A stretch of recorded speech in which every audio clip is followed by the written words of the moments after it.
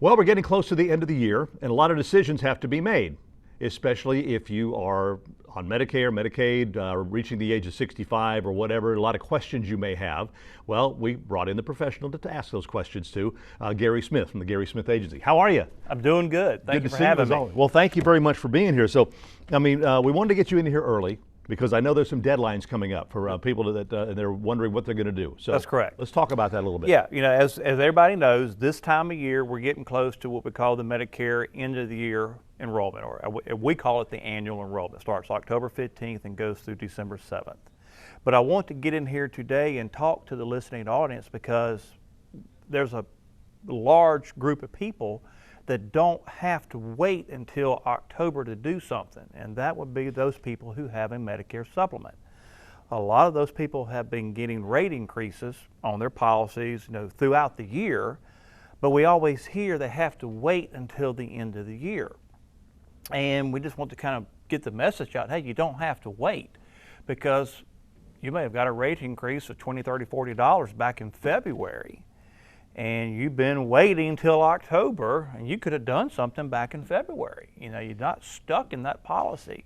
You can always pick up the phone and give us a call, or call your existing agent and ask for a new plan.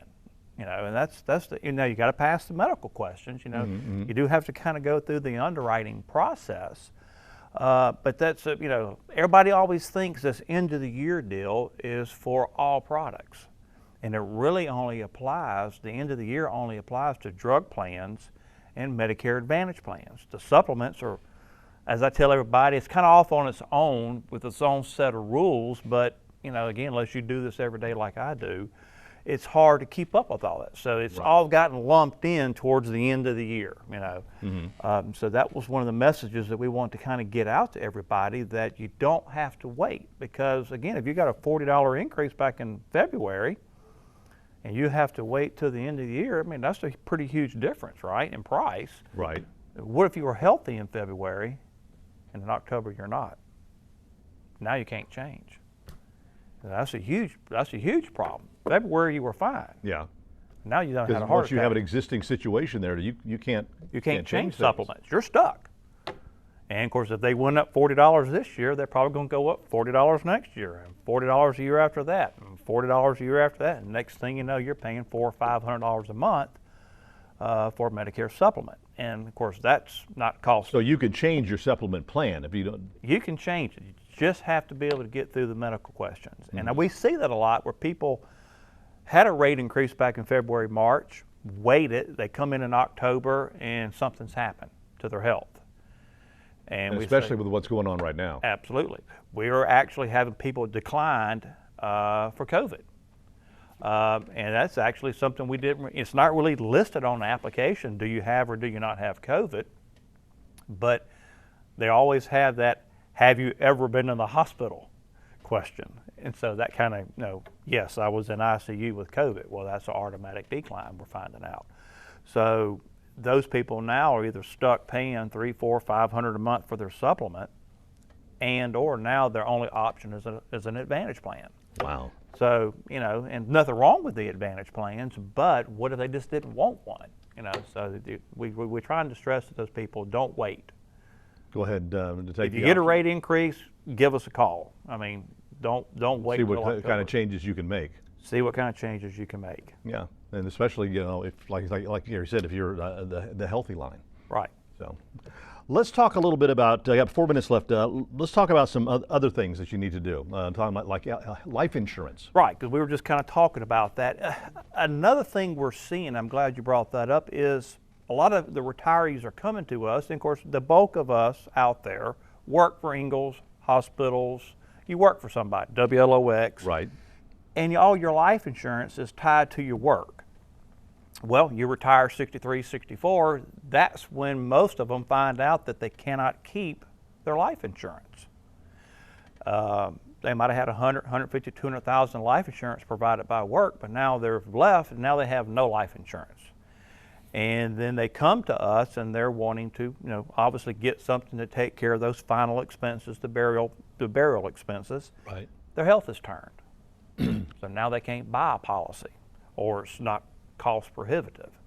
So now they have to fund your funeral in some other way.